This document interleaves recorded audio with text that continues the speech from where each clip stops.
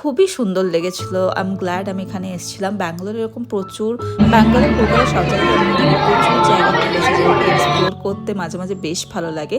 একটা সময় আমার সুশি খেতে একদম ভালো লাগতো না, বাট তারপর সিকিমে একবার আমি সুশি ট্রাই করেছিলাম, তারপর থেকে সুশি খেতে আমার ভীষণ ভালো লাগতো। এখানে আমরা সুশি ট্রাই করলাম, রোল খেলাম, আর খেলাম পাস্তা, যেগুলো আমরা জেনারেলি খাই না।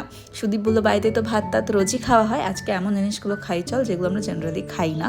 তো সেই সব কিছুগুলো খাবারের কোয়ালিটি ভীষণ ভালো ছিল। যদি তোমরা বানিয়াঘাটের পাশাপাশি থাকো বা ব্যাঙ্গালোরে থাকো তাহলে অবশ্যই একবার ট্রাই করতে পারো, তোমাদের বেশ ভালোই লাগবে। আর প্রাইসটাও আমাদের একদমই রিজনেবলই রাখলো, মানে ব্যাঙ্গালোরের অ্যাকর্ডিংলি। আমাদের বাড়িতে মা বাবা আসবে খুব শীঘ্রই, এই স্যাটারডে, তাই আমাদের একটা দুটো জিনিস নেওয়ার আছে, সেই জন্য আমরা চলে গেলাম লুকিং কোড ফার্নিচারে। কী নিচ্ছি না নিচ্ছি যখন আসবে তোমাদেরকে দেখিয়ে দেবো। ওখানে ভিডিও করা অ্যালাউ ছিল না। তারপর দুজনে 1 কাপ করে চা খেলাম, বিকেলে ফিরে এলাম বাড়ি। ভিডিওগুলো ভালো লাগলে প্লিজ চ্যানেলটাকে সাবস্ক্রাইব করে দিও। বাই।